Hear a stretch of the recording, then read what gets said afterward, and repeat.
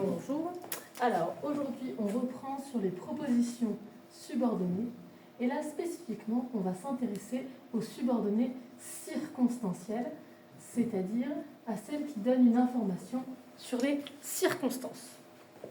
Il y en a de différents types. Et donc, on va travailler justement à identifier ces types-là. Donc, la première phrase. Quand le soleil se couche, les oiseaux gagnent leur nid. On a dit qu'il y avait 4 étapes. La première, c'est trouver les verbes. La deuxième, c'est trouver où est-ce qu'on va pouvoir découper les propositions. La troisième, c'est trouver les mots, par exemple, les petits que, souvent c'est le plus facile. Et la quatrième, ça va être donner la nature et la fonction des propositions que nous avons identifiées. Donc, étape 1, on trouve les verbes. Quand le soleil se couche, les oiseaux regagnent leur nid. On a 2 verbes, donc 2 propositions. Ensuite, on va chercher où est-ce qu'il est possible de découper. Ici, ça tombe bien, on a une virgule qui nous aide et qui permet d'avoir un verbe de chaque côté. Donc, on va couper comme ça. Si on a une virgule, ça veut dire que les propositions entre elles, elles sont juxtaposées. Un petit mot à repérer, c'est quand. C'est bon, maintenant on va pouvoir trouver la nature et la fonction. Si celle-ci commence par un mot subordonnant, en l'occurrence une conjonction de subordination, on sait que ça va être la proposition subordonnée et donc que celle-ci forcément c'est la proposition principale. Il nous reste à trouver quel type de proposition subordonnée c'est. Là on voit que quand le soleil se couche, ça donne une information sur les circonstances, donc on sait que c'est une proposition subordonnée circonstancielle de temps. Ok? Quand c'est une information sur le temps. Et c'est facile, au-dessus maintenant on trouve les fonctions. Celle-ci, ça va être un complément circonstanciel de temps. Et dans le reste de la phrase, les oiseaux, on a notre sujet. Regagnent, c'est notre gouvernail, c'est notre groupe verbal. Les oiseaux regagnent quoi? Leur nid. Quand on pose la question quoi, c'est pour trouver le COD. Mais on s'entraîne aussi avec les techniques du brevet. C'est leur nid que les oiseaux regagnent ou les oiseaux les regagnent, pronominalisation. Donc ici, on a la proposition subordonnée circonstancielle de temps. Deuxième phrase, il reste chez lui parce qu'il est malade. On a le verbe rester et le verbe être. 2 verbes, donc 2 propositions. Là, on n'a pas de virgule pour nous indiquer où est-ce qu'on va couper. Donc on va chercher les petits mots, on reconnaît le parce que ici, donc on va couper comme ça. Et on a bien un verbe de chaque côté. Parce que si celle-ci c'est une conjonction de subordination, on sait qu'on a ici la proposition subordonnée. Si celle-ci est la subordonnée, forcément celle-ci est la principale. Ensuite on cherche de quel type. Parce que ça paraît, c'est à connaître par cœur. Quand je dis je t'aime parce que tu es beau, je donne la cause de mon amour. Donc c'est une proposition subordonnée circonstancielle de cause. Et donc forcément la fonction de cette proposition, c'est le complément circonstanciel de cause. Okay, c'est toujours la même nature que la proposition, ça va être le type du complément circonstanciel.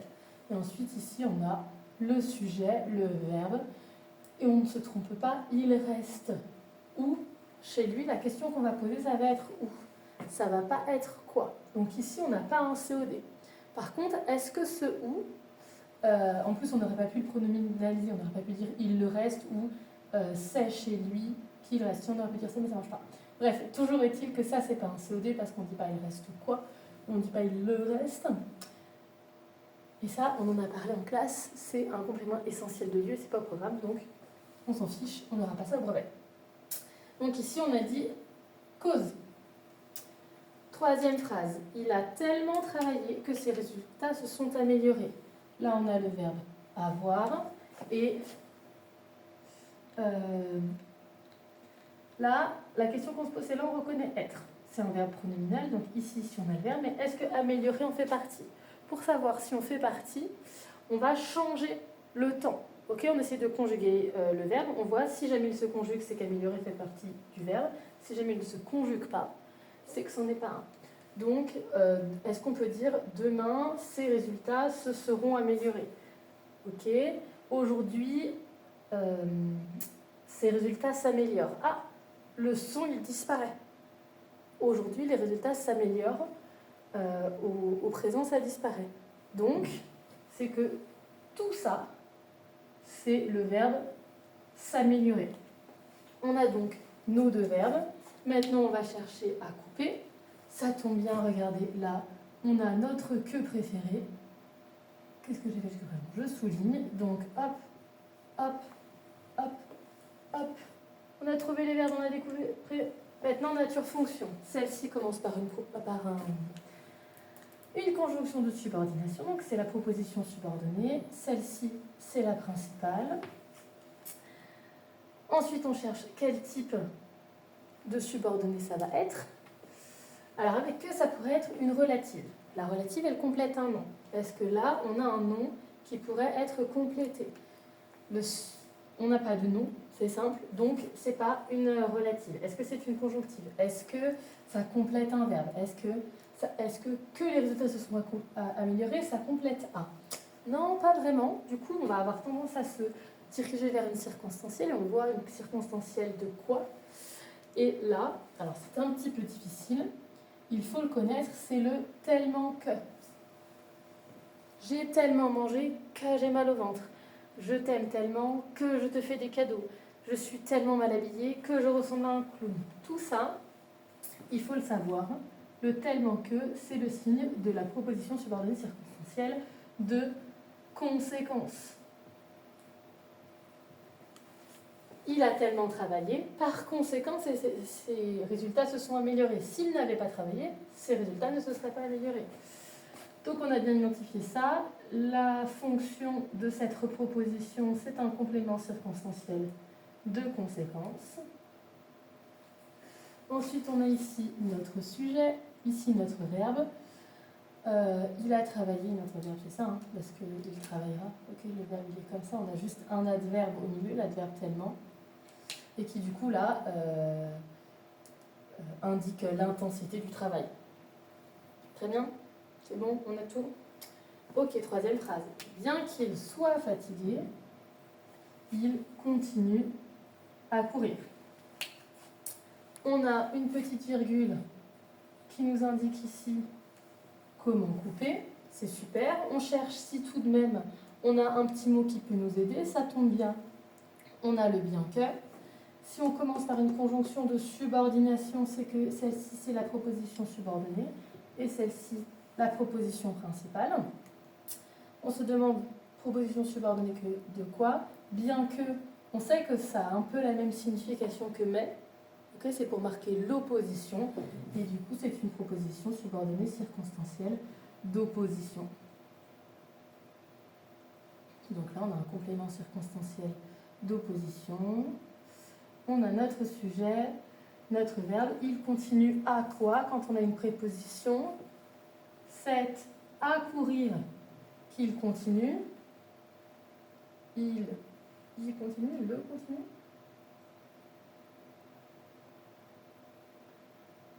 Il le continue, ça ne marche pas. Donc, c'est que ce n'est pas un COI. Okay, vous voyez, c'est ça l'intérêt de toutes ces manipulations qu'on vous apprend. Mais encore une fois, c'est du hors-programme, donc on ne demandera pas ça au brevet, on ne s'en embête pas. Ok, c'est bon pour ça. Alors, ici on avait dit que c'était conséquence. Ici, opposition. Il parle doucement pour que le bébé ne se réveille pas. Alors, en verbe, on a parlé et se réveiller. Où est-ce qu'on coupe? C'est formidable. On a un que qui nous aide. Donc, on coupe comme ça. Attention, là, mes phrases sont faites comme ça. Donc, à chaque fois, quand je trouve le que, j'ai que deux propositions. C'est facile de découper comme ça. Mais on a vu qu'il y avait des propositions enchâssées. Une proposition qui est à l'intérieur d'une autre proposition, souvent pour les propositions subordonnées relatives. Donc, c'est pas parce qu'on a trouvé un que direct, on peut tout déterminer. Si celle-ci commence par un que, c'est une conjonction de subordination, donc on sait que ça, c'est une proposition subordonnée. Forcément, celle-ci, c'est la proposition principale. Donc, on va chercher une proposition subordonnée de quoi? Il parle doucement pour que, ça ne complète pas un nom. Il parle que les bébés ne se réveillent pas, ça ne marche pas, donc ce n'est pas non plus une proposition conjonctive, ça ne complète pas un verbe, donc ça va être une circonstancielle. Une circonstancielle de quoi? Il parle doucement pour que le bébé ne se réveille pas. On voit le pour que, qui nous aide à voir qu'en fait, on aurait dû couper comme ça. Et pour que, ça indique quoi? Je révise pour avoir une bonne note.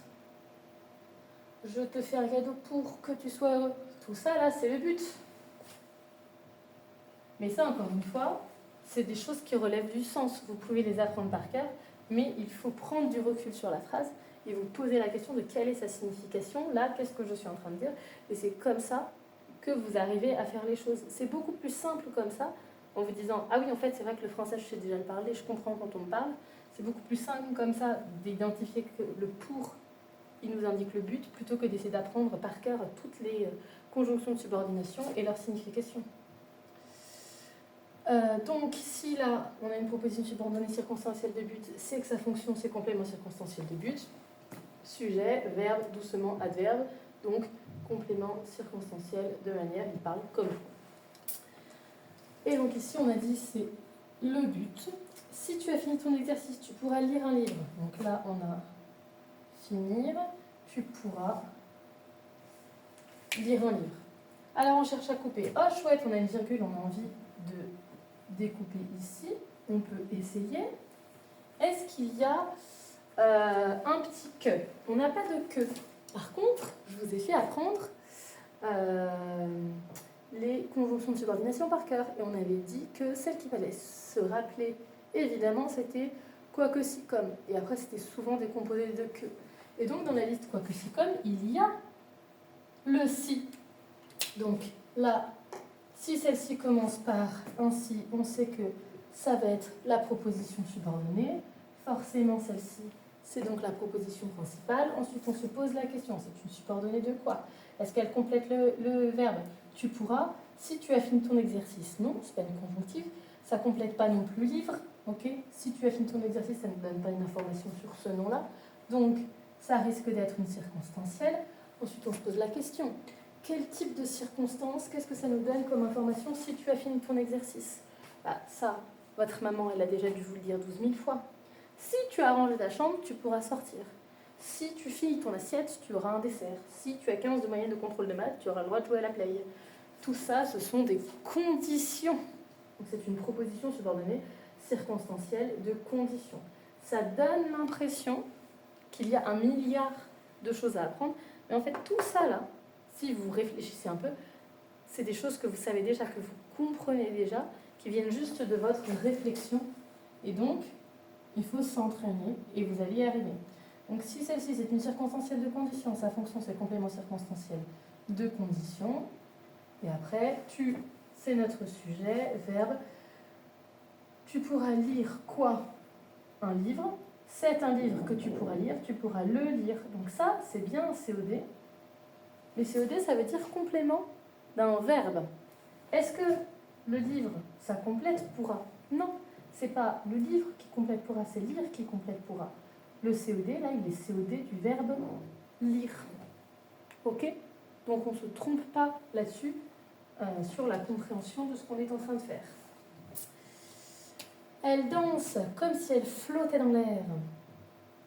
On a le verbe danse et le verbe flotter. On cherche où est-ce qu'on peut couper. On ne sait pas trop, on n'a pas de ponctuation pour nous aider. Est-ce qu'on a un que? Non, mais encore une fois, on a appris par cœur. C'est conjonction de subordination et la liste, c'était quoi que si, comme. On reconnaît notre comme, donc on va couper comme ça. Et ensuite, comme.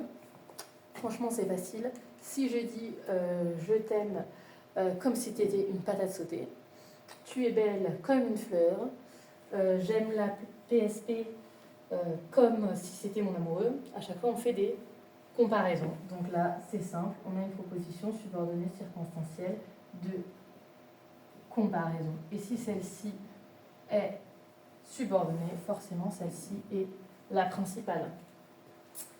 Donc là, on a comparaison. Il s'assoit ou il trouve de la place. On a le verbe s'asseoir et le verbe trouver. On cherche, est-ce qu'on a de la ponctuation pour nous aider? Non. Est-ce qu'on a un que? Non. Est-ce qu'on a appris aussi par cœur les pronoms relatifs? Ou en fait partie.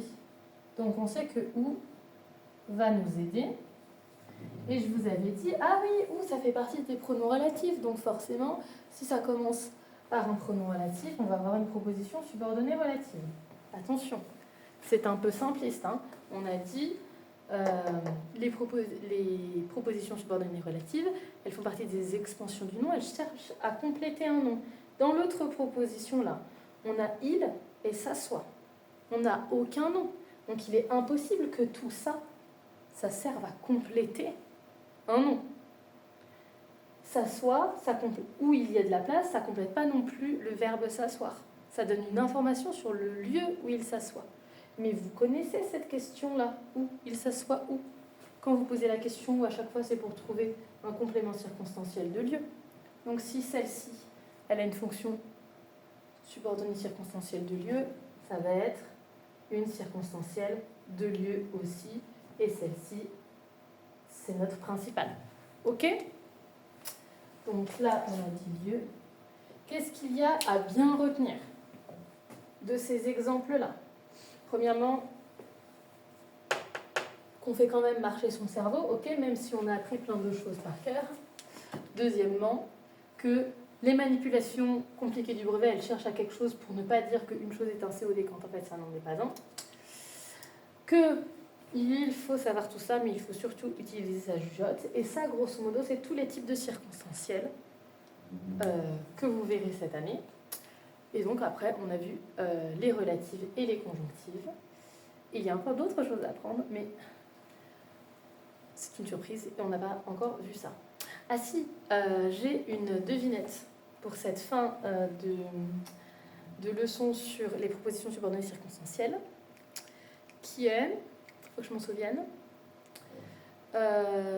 pourquoi la créature du docteur Frankenstein aime bien les propositions subordonnées et les propositions coordonnées. Voilà. Si vous avez la réponse, donnez-la moi en cours. Bon week-end!